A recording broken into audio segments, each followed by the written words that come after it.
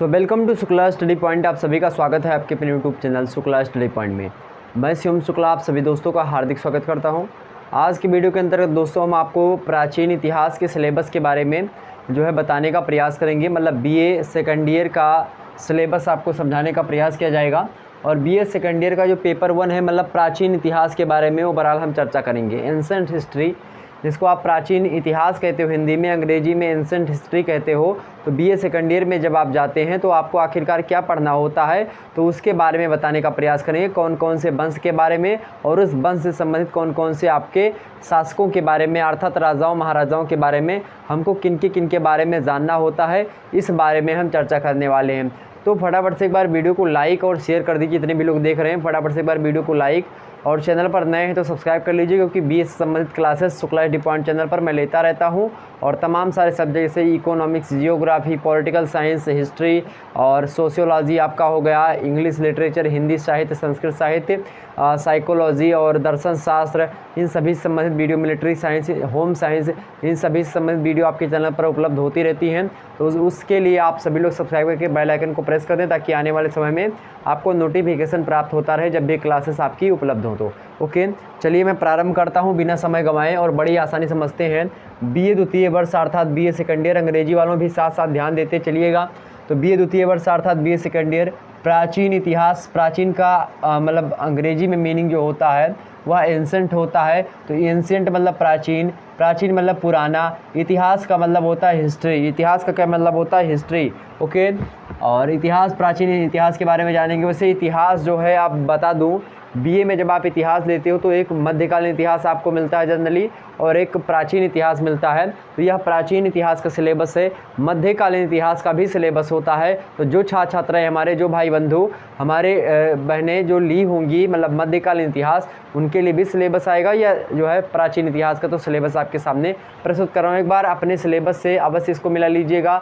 अधिकतर विश्वविद्यालय में यही रहता है। फिर भी मैं बताना चाहता हूँ, क्योंकि इसके लिए कोई जिम्मेदार नहीं हो सकता, ये आप स्वयं जानते हो कि कोई सिलेबस वगैरह में हो सकता है एक आध राजा इधर उधर हो जाए, बाकी लगभग एक ही होती है। तो आप लोग उसको मैनेज करेंगे, देखेंगे एक बार जरूर जब आपका सिलेबस आ जाएगा आपकी वेबसाइट पर। अपनी ऑफिशियल वेबसाइट पर हमेशा बने रहें, क्योंकि आपकी ही ऑफिशियल वेबसाइट पर जानकारी मिलती है, तो वहीं से सारी चीज़ें की जाती हैं। तो सभी को ध्यान में रखते हुए मैं वीडियो बना रहा हूँ। प्रथम प्रश्न पत्र। अब यहाँ पर हम प्राचीन इतिहास, जब भी आप बीए सेकंड ईयर में या बीए फर्स्ट ईयर में होते तो एक पेपर की मतलब एक विषय के 2 पेपर आपके होते। फर्स्ट ईयर में आपने मतलब आप जानते होंगे, मतलब आप अवगत हुए होंगे उससे। तो प्रथम प्रश्न पत्र के बारे में अर्थात पेपर 1 अंग्रेजी में कहते हैं, उसके बारे में चर्चा करेंगे। हिंदी में आपका प्रथम प्रश्न पत्र का क्या नाम है? उत्तर भारत का राजनीतिक इतिहास। उत्तर भारत का राजनीतिक इतिहास, जिसको अंग्रेजी में political history of northern India या नॉर्थर्न इंडिया। मतलब कहने का है कि उत्तर भारत का मतलब होता है नॉर्थर्न इंडिया, आप मतलब काकी के, राजनीतिक मतलब पॉलिटिकल और इतिहास मतलब हिस्ट्री।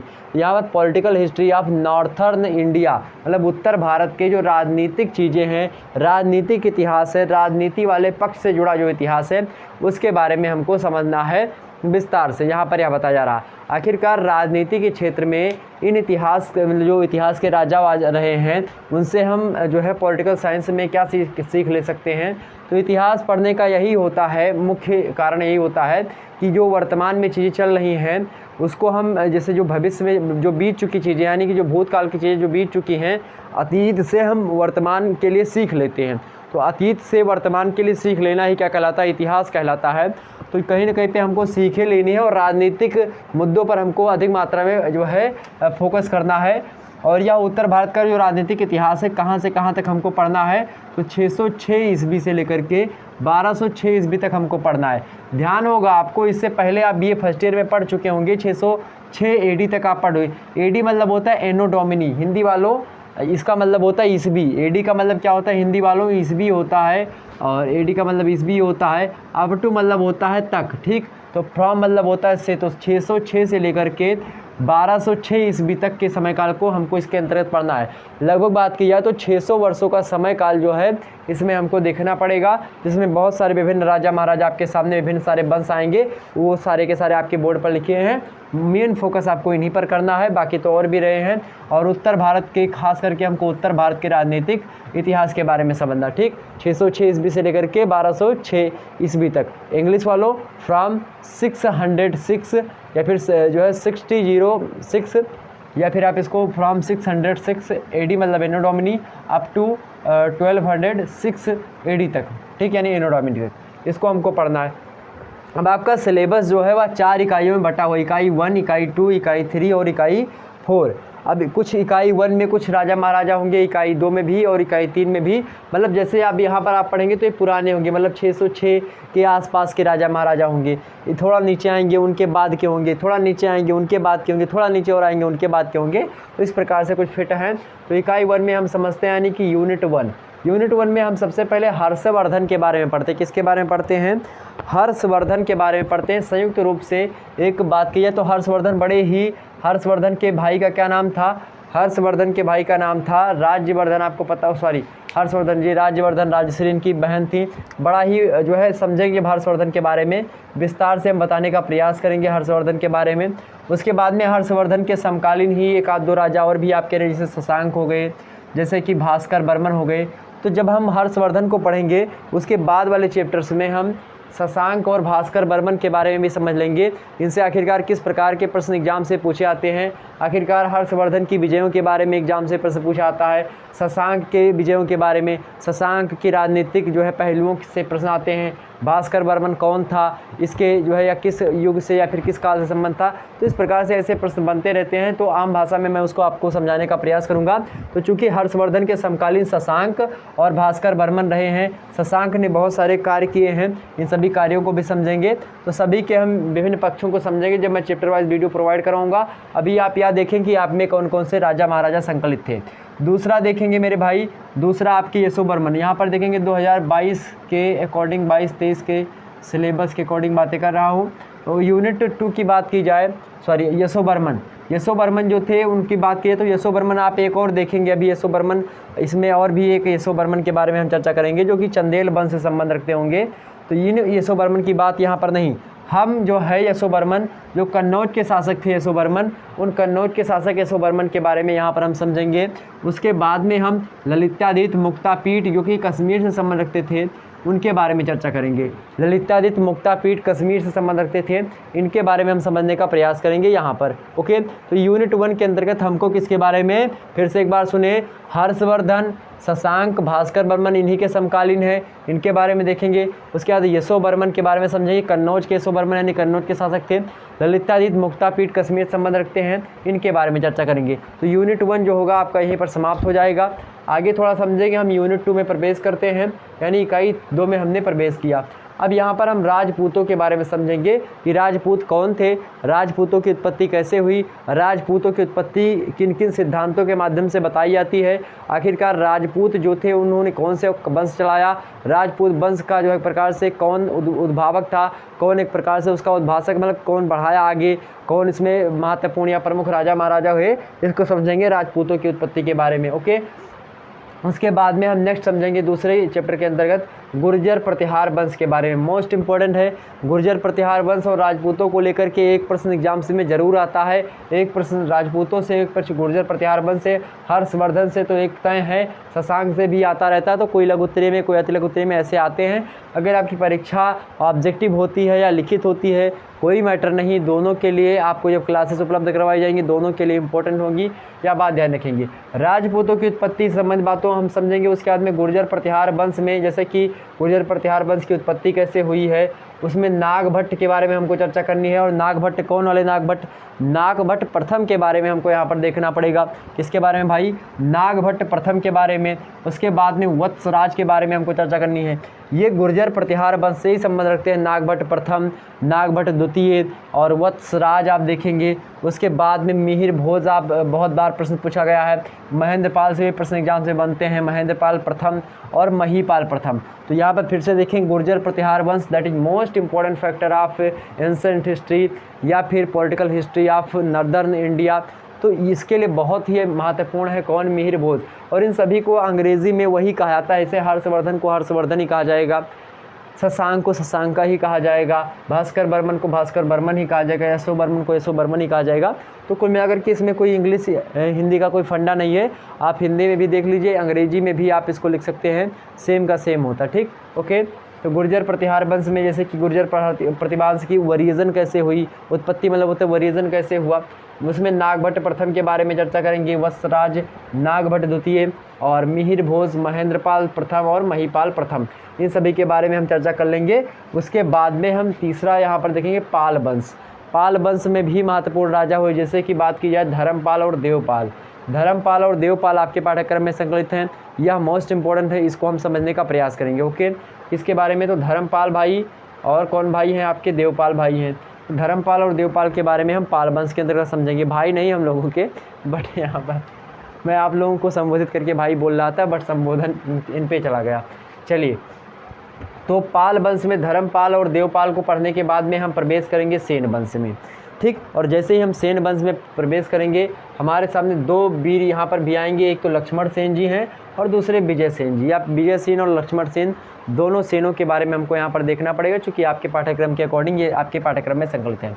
ठीक, सेन वंश में विजय सेन और लक्ष्मण सेन। बात की जाए पाल वंश में किसको पढ़ना है, धर्मपाल और देवपाल। एक कॉपी पेन जा करके उठा के लाइए, अपनी अलमारी से निकालिए, कॉपी पेन निकालिए फटाफट से, और कॉपी पेन निकाल करके आप लोग इन सभी राजाओं के बारे में लिख लीजिएगा और गूगल बाबा से अपने पूछ लीजिएगा मेरे भाई कि यह कौन थे। तो थोड़ी थोड़ी जानकारी आप इनके बारे में इकट्ठा करें, और नोट्स जब आपका बन जाए तो हमारे व्हाट्सएप पर उसको भेज दीजिएगा, तो ताकि यह मुझे पता चले। और जिसका भी नोट्स बन जाएगा, कमेंट सेक्शन में आकर के फिर से वीडियो देखेंगे और फिर से कमेंट सेक्शन में लिखेंगे कि हाँ सर हमने नोट्स बना लिया। कैसे नोट्स बनाएंगे आप, मैं बता दूं नोट्स बनाने का आपको तरीका, मैं बता दूं मेरे भाई। आप यहाँ पर हेडिंग वाला डाल लेंगे कि हाँ प्रथम प्रश्न पत्र है, उत्तर भारत का राजनीतिक इतिहास है, पेपर 1 है। इकाई 1 डालेंगे, इकाई 1 में हर्षवर्धन के बारे में सर्च करो, जानकारी इकट्ठा करो। ये आपका काम है, छुट्टी में यही करना है। अभी आपको जब तक आपका स्कूल कॉलेज नहीं खुलता है या फिर खुला भी है तो आपकी पढ़ाई अब तक प्रारंभ नहीं होती है, आप एक बार इसको जरूर करिएगा अगर आप पढ़ने के पक्ष में हैं। अगर आपने ऐसा कर लिया, विश्वास मानिए मेरे भाई, एक भी प्रश्न एग्जाम से छूट करके नहीं जाएगा और आप अगले टॉपर्स बनेंगे बीए में। या बात ध्यान रखिए मेरी, मैं जो बता रहा हूँ बस आपको वही करना है। एक बार आप किसी के भरोसे पर मत बैठिए, एक बार गूगल है, गूगल पर दुनिया की हर एक जानकारी उपलब्ध है, बट आप विकिपीडिया को फॉलो करेंगे। गूगल पर वेबसाइट मतलब विकिपीडिया होती है, वहाँ की एक प्रकार जानकारी अच्छी देती है। तो यहाँ पर हर्षवर्धन के बारे में सर्च करेंगे, हर्षवर्धन आप लिख दीजिएगा, हर्षवर्धन के बारे में जानकारी है, अबाउट हर्षवर्धन इन हिंदी कुछ भी लिख दीजिएगा। तो इन सभी के बारे में, शशांक के बारे में, भास्कर बर्मन, यशो बर्मन, ललिता मुक्तापीठ और राजपूतों की उत्पत्ति कैसे हुई, गुर्जर प्रतिहार वंश में आप नागभट्ट प्रथम, मर्तसाज, नागभट्ट द्वितीय और मिहिर भोज, महेंद्रपाल, सबके बारे में अलग अलग सर्च करके इनका जन्म कब हुआ, इनकी मृत्यु कब हुई, या किस वंश संबंध रखते थे और इन्होंने कौन कौन सी विजय प्राप्त की, वहाँ पर लिखा रहेगा पूरा का पूरा उद्देश्य, कितनी लड़ाइयाँ लड़ी, वो सब आप लिख लीजिए और अच्छे तरीके से नोट्स बनाना प्रारंभ कर दीजिए अभी से।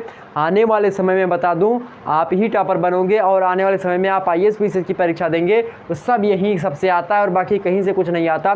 अगर आप अच्छे तरीके से नोट्स बनाए रहेंगे तो आईएएस पीसीएस की तैयारी आप करने जाएंगे या कर रहे हैं तो आपको बहुत ज़्यादा हेल्प मिलेगी। आप फॉलो करें एक एक चीज़ों को, आप पहले कॉपी पेन में इसको नोट डाउन कर लीजिए सभी के बारे में। उसके बाद में मोबाइल सबके पास होगी और जब मोबाइल है तो उसका सदुपयोग करो भाई, उसका सदुपयोग करो। आप सभी लोग क्यों सदुपयोग नहीं करते हैं, तो उसका सदुपयोग आपको करना पड़ेगा। ठीक, अगर आपको पढ़ना है शुक्ला एचडी पॉइंट पर, अगर आपको शुक्ला एचडी पॉइंट से बने रहना तो एक कहा तो मानना पड़ेगा, मेरा एक बात तो माननी पड़ेगी मेरे भाई। आप लोग जा करके ऐसा ज़रूर करिएगा और करने के बाद में 2-3-4 दिनों के बाद 10 दिनों के बाद में आप बताएं मुझसे।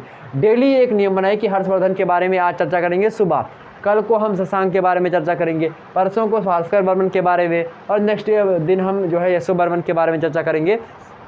मतलब आप एक सीक्वेंस बनाइए कि हाँ एक घंटा हमको देना, या वैसे 20 मिनट का काम है, 20 से मुश्किल से आधा घंटा लग जाएंगे, आधा घंटा में करिए। और भी आपके सब्जेक्ट हैं उस पर अपना आधा घंटा दे दीजिए। मतलब आप आधे घंटे इस समय दिन भर जो है सबको दीजिए। बाकी आप मेरी वीडियोज़ को देखिए, कुछ पड़ी हुई है पहले से, तो पहले वाली वीडियोज़ जो 2021 का मॉडल पेपर है या 2020 का मॉडल पेपर है उसको देखेंगे, वहाँ पर आपको अधिक मात्रा में जानकारी मिलेगी, तो उसको भी देख लीजिएगा। वहाँ पर एक ही वीडियो के अंतर्गत सभी राजाओं महाराजाओं के बारे में मैंने बता दिया है। एक दिन मैं वीडियो बनाऊंगा जिसके अंतर्गत मैंने ये जितने भी राजा आपके यहाँ पर लिखे हुए जितने सारे के सारे, इनके बारे में आपको विस्तार समझाने का प्रयास करूंगा। जैसे हर्षवर्धन के बारे में बताऊंगा, फिर शशांक के बारे में, भास्कर वर्मन के बारे में, इन सभी के बारे में आपको एक अच्छी जानकारी देने का प्रयास करूंगा। ठीक, जैसे यहाँ पर लिख करके, या फिर आपको जो PPT के माध्यम से, आपको लाइव क्लास के माध्यम से सब सारी चीज़ें दे दूँगा। ओके, जितने भी लोग देख रहे हो फटाफट से एक बार वीडियो को लाइक और शेयर कर दीजिए मेरे प्यारे दोस्तों। चलिए फटाफट से लाइक कर दीजिए और अपने सभी दोस्तों पर शेयर करिएगा वीडियो। चलिए आगे बढ़ते हैं, आगे समझते हैं। तो पाल वंश में धर्मपाल देवपाल हो गए, सेन वंश में विजय सेन और लक्ष्मण सेन को पढ़ लिया हमने। उसके बाद में पढ़ा नहीं, बस बताया हमने। इकाई फिर 3 में प्रवेश करेंगे, यानी यूनिट 3 में हम जो इंटर कर जाएंगे। उसके बाद में यहाँ पर चंदेल वंश में पढ़ेंगे हम। चंदेल वंश में कौन कौन है भाई? यशोवर्मन के बारे में। यहाँ पर जो यशोवर्मन है या यशोवर्मा है वो कन्नौज वाले हैं। यहाँ पर चंदेल वंश से संबंध रखने वाले यशोवर्मन के बारे में हमको पढ़ना है। उसके बाद में धंगा के बारे में पढ़ना, या भी शासक हैं। विद्याधर के बारे में पढ़ना हमको। तो यशोवर्मन, धंगा, विद्याधर और कीर्तिवर्मन। किसके बारे में भाई? कीर्तिवर्मन के बारे में। कीर्तिवर्मन, विद्याधर, धंगा, यशोवर्मन किससे हैं भाई? चंदेल वंश के बारे में पढ़ेंगे हम। तो इन 4 राजाओं के बारे में हमको जनरली पढ़ना है, इस पर फोकस करना है। उसके बाद में परमार, किसके बारे में? परमार वंश के बारे में। परमार वंश में आप देखेंगे, परमार वंश में किसके बारे में? तो मुंजा के बारे में और भोज के बारे में। तो परमार वंश में मुंजा और भोज के बारे में हमको जो है जानकारी इकट्ठा करनी है। इसके बारे में आप इकट्ठा करेंगे जानकारी, ठीक है। क्योंकि परमार वंश में कौन कौन, मुंजा और भोज के बारे में आप जानकारी इकट्ठा कर लीजिएगा। परमार वंश सर्च करिएगा, उसमें और भी जो शासक हैं उनके बारे में भी आप थोड़ा बहुत लिखने का प्रयास करेंगे, बट फोकस आपको मुंजा और भोज पर करना है। उसके बाद में यहाँ पर आप देखेंगे गढ़वाल वंश, समझ लीजिए। गढ़वाल वंश में आपके गोविंद चंद्र के बारे में आपको पढ़ना और जयचंद के बारे में। जयचंद और गोविंद चंद के बारे में आपको पढ़ना है। किसके बारे में भाई? गढ़वाल वंश संबंध रखते थे गोविंद चंद और जयचंद, इनके बारे में हमको पढ़ लेना है। उसके बाद में आपको और इकट्ठा जानकारी करनी है चहमान वंश में आपको दिए। चहमान वंश में अर्णोरजा, क्या? अर्णोरजा के बारे में हमको पढ़ना है चहमान वंश में। विग्रहराज के बारे में पढ़ना, और विग्रहराज कौन भाई? विग्रहराज चतुर्थ। विग्रहराज चतुर्थ के बारे में हमको पढ़ना है। ओके, तो अर्णोरजा, विग्रहराज चतुर्थ के बारे में किसमें है? चहमान वंश के हैं। पृथ्वीराज तृतीय के बारे में हमको पढ़ना है। पृथ्वीराज तृतीय कौन है भाई? पृथ्वीराज तृतीय आपको पता होगा। पृथ्वीराज तृतीय जो पृथ्वीराज चौहान है वही है पृथ्वीराज तृतीय, ठीक। तो इनके बारे में हमको पढ़ना है। तो ये हो गया आपका, तो यूनिट 3 यहीं पर समाप्त हो गया आपका। चंदेल वंश में यशोवर्मन, धंगा, विद्याधर और कीर्तिवर्मन। द्वितीय आपके परमार वंश में मुंजा भोज के बारे में पढ़ना। गढ़वाल वंश में गोविंद चंद जयचंद के बारे में पढ़ना है। चहमान वंश में अर्णोरजा, विग्रहराज चतुर्थ और पृथ्वीराज तृतीय के बारे में पढ़ना है। उसके बाद में यूनिट 4 में प्रवेश करते हैं, इकाई 4 में हम प्रवेश करते हैं। इकाई 4 में आप देखें मेरे भाई, आपको क्या क्या पढ़ना है। सबसे पहले आप कलचुरी वंश में प्रवेश करेंगे। कलचुरी वंश में आप गांगेय देव के बारे में पढ़ेंगे। किसके बारे में? गांगेय देव के बारे में। लक्ष्मीकर्ण के बारे में। तो 2 कलचुरी वंश, 2 आपके राजा पाठ्यक्रम में हैं, एक तो गांगेय देव और एक लक्ष्मीकर्ण। कौन कौन भाई? तो गांगेय देव और लक्ष्मीकर्ण के बारे में आपको पढ़ना है। नेक्स्ट आपका जो है पश्चिमी चालुक्य कुछ रहे हैं, जैसे कि हया सिम्हा। तो हया सिम्हा के बारे में, जो कि पश्चिमी चालुक्य से संबंध रखते थे। हया सिम्हा और सिद्धराज के बारे में, और भीम द्वितीय। तो भीम द्वितीय, सिद्धराज, हया सिम्हा और ये सब जो है किससे हैं? पश्चिमी चालुक्य वंश से संबंध रखते हैं। तो पश्चिमी चालुक्य से संबंध रखने वाले जैसे हया सिम्हा, सिद्धराज और भीम द्वितीय के बारे में हमको जानकारी इकट्ठा करनी है, पढ़ना है। और वहीं आगे आप बढ़ेंगे तो मुस्लिम आक्रमण कुछ हुए हैं भारत पर, उनके बारे में हमको देखना है। क्योंकि इसी समय की बात की जाए, यहाँ पर कब तक हम 1206 AD तक पढ़ना है हमको, और 1206 AD से पहले 712 ईस्वी से ही कहीं ना कहीं पे 712 ईस्वी से मोहम्मद बिन कासिम वगैरह यहाँ पर प्रारंभ करना चालू कर देते हैं और दाहिर से युद्ध करते हैं। वहाँ पर मोहम्मद बिन तो जो है कासिम आता है। उसके बाद में आप देखें मोहम्मद बिन, तमाम प्रकार के लोग आते हैं, मोहम्मद गौरी, मोहम्मद गजनबी, या इसी प्रकार से अन्य लोग आते रहते हैं। उसके बाद में धीरे धीरे करके दिल्ली सल्तनत गुलाम वंश में, अब दिल्ली सल्तनत की शुरुआत होती, गुलाम वंश हो गया।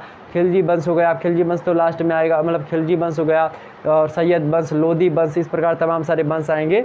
उनके बाद में आपका मुगल वंश देखेंगे 1526 ईस्वी के आसपास। तो कहीं ना कहीं पे मुस्लिम आक्रमणकारी जो कि 1206 ईस्वी से पहले आए उनके बारे में हमको चर्चा करनी है। ठीक, उनमें बात की जाए जैसे कि उन्होंने सिंध पर जो है अरब आक्रमण हुए बहुत सारे, सिंध पर अरब आक्रमण जैसे 712 वाला जो मोहम्मद बिन कासिम का था। उसके बाद में महमूद गजनबी का भ्रमण भारत पे हुआ है, महमूद गजनबी लूटपाट के चक्कर में आया था भारत में। ठीक, और उसके बाद में बात की जाए स्वर्ण मंदिर को कितनी बार लूटा था, तब पता नहीं कितनी बार। ओके, और मोहम्मद गौरी का बात की जाए, मोहम्मद गौरी का आक्रमण हुआ है। मोहम्मद गौरी से लड़ा कौन था? पृथ्वीराज तृतीय, यहाँ पर देखेंगे हम सब बताएंगे आपको एक दूसरे से रिलेशन रख करके। उसके बाद में आखिरकार भारतीय जो थे क्यों हारते थे, भारतीयों के हार के कारणों के बारे में हमको विशेषकर चर्चा करनी है। ये था आपका सिलेबस जो कि आपको यहाँ पर जानना अति आवश्यक था। यहाँ पर एक बार फिर सिलेबस पर नज़र डालेंगे।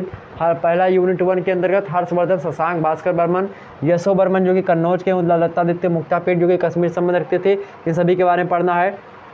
यूनिट 2 में प्रवेश करते हैं, इकाई 2 में राजपूतों की उत्पत्ति कैसे होती है, उसमें हम गुर्जर प्रतिहार वंश के संबंध में चर्चा करेंगे। उत्पत्ति गुर्जर प्रतिहार वंश की कैसे हुई, नागभट्ट प्रथम के बारे में जानेंगे, वत्सराज के बारे में जानेंगे, नागभट्ट द्वितीय के बारे में जानेंगे, मिहिर भोज के बारे में जानेंगे, महेंद्र पाल प्रथम के बारे में, महीपाल प्रथम के बारे में जानेंगे। उसके बाद में पाल वंश में हम धर्मपाल और देवपाल के बारे में पढ़ेंगे। सेन वंश में विजय सेन और लक्ष्मण सेन के बारे में पढ़ेंगे। इकाई 3 में प्रवेश करेंगे। उसके बाद में इकाई 3 में हम चंदेल वंश, यशो बर्मन, धंगा, विद्याधर और कीर्ति बर्मन के बारे में पढ़ेंगे। परमार वंश में जैसे हम कूदेंगे हमको मुंजा और भोज महाराज मिल जाएंगे, इनके बारे में हम चर्चा कर लेंगे। उसके बाद में गढ़वाल वंश में हमको गोविंद चंद और जयचंद के बारे में पढ़ते हुए आगे बढ़ना है।